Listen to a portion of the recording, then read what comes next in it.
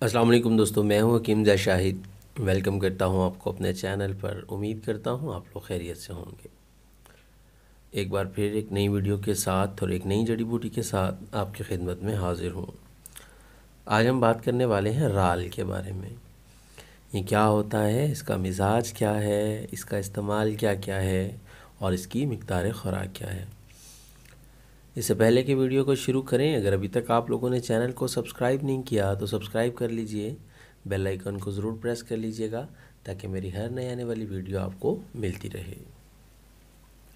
सबसे पहले बात करेंगे इसके नाम की। तो हिंदी में इसको राल कहते हैं, दामड़ भी कहते हैं, और फ़ारसी ज़ुबान में इसको रतीखज भी कहते हैं, और सिंधी में धूप कहते हैं, बंगाली में धोना कहते हैं, अंग्रेज़ी में इसको रेज़न कहते हैं।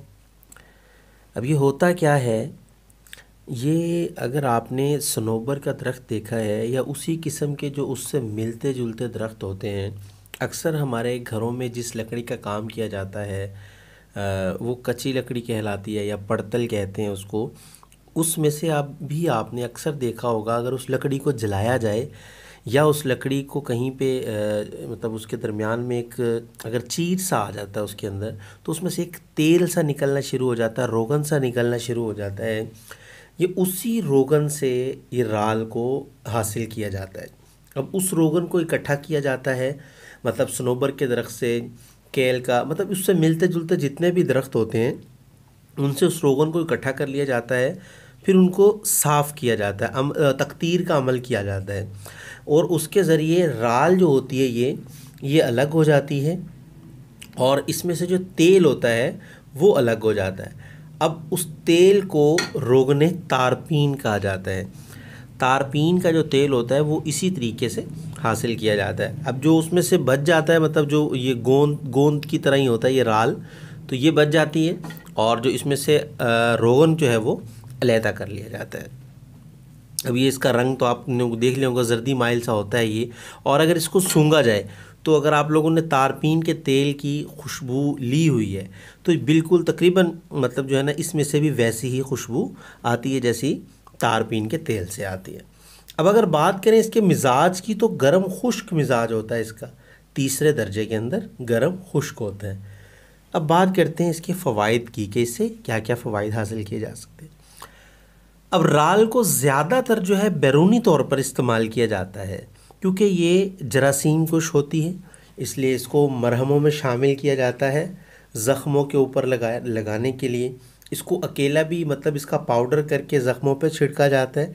उसके अलावा मरहमों में शामिल करके भी इसको इस्तेमाल किया जाता है, ख़ारिश के लिए, दाद के लिए, मतलब जितने भी ये जिल्द के अमराज होते हैं उसमें इसको इस्तेमाल किया जाता है। इसके अलावा बवासीर जैसे अमराज में भी इसको मक्खन में मिलाकर जो है वहाँ पे मतलब लगाया जाता है, मस्सों वगैरह पे या जलन वगैरह की शिद्दत हो वहाँ भी इसका इस्तेमाल किया जाता है। इसके अलावा हाथ पाँव का फटना, मतलब हाथ पाँव जो फट जाते हैं उसमें भी इसको मक्खन में या वैसलीन वगैरह में शामिल करके वहाँ पे लगाया जाता है, ताकि जो हाथ पाँव वगैरह फट जाते हैं वो अपनी दुरुस्त हालत में आ जाएं।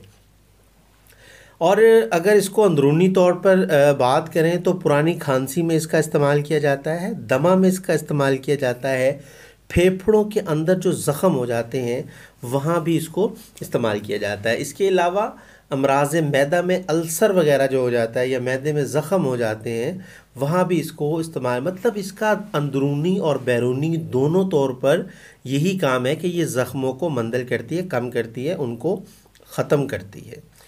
और इसके अलावा इसका धुआं जो होता है, मतलब इसको जलाया जाता है या कोयलों के ऊपर इसको ज़रूर किया जाता, छिड़का जाता है, जो उससे धुआं उठता है वो जिन लोगों को दमा होता है वो लोग उसको खींचते हैं या उसको अंदर अपने अंदर लेके जाते हैं। इसका धुआं भी मतलब मुफीद बयान किया जाता है। तो ये थे इसके फ़वाइद जो मैंने आपको बता दिए। और अब अगर बात करें कि इसका मुज़र क्या है, तो गर्म मिजाज वालों के लिए ये मुज़र है, क्योंकि गर्म खुश्क है तीसरे दर्जा में, तो जिन लोगों का गर्म मिजाज होगा उनको ये सही नहीं होगा, और खुश्क भी है। अब गर्म खुश्क है तो इसका मुसले क्या होना चाहिए, तो इसका मुसले होगा दूध और घी।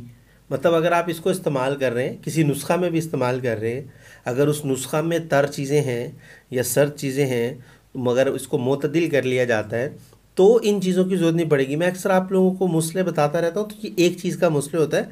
जब कोई नुस्खा के अंदर इसको इस्तेमाल कर रहा हो तो उस नुस्खा में और भी बहुत सारी चीज़ें होती हैं, अगर उनका मिजाज मतलब इसको मोतदिल कर सकता है तो फिर इस मुस्ले की ज़रूरत नहीं रहेगी, जो मैं आपको एक सिंगल वाहिद चीज़ का बताता हूँ। अब इसका मुस्ले जो था दूध और घी है। अब बात करें अगर इसकी मिकदार ख़ुराक की, तो 1 माशा से 2 माशा तक जो है इसकी मिकदार ख़ुराक है। मीन्स के 1 ग्राम से 2 ग्राम तक इसकी मिकदार ख़ुराक है। तो उम्मीद करता हूँ आज की वीडियो आपको पसंद आई होगी। अगर वीडियो पसंद आई है तो लाइक कीजिएगा, शेयर कीजिएगा, ताकि आपके साथ साथ दूसरों का भी फ़ायदा हो जाए। तो आज के लिए इतना ही था। मिलते हैं किसी अगली वीडियो में। हकीम ज़ा शाहिद को इजाज़त दीजिए।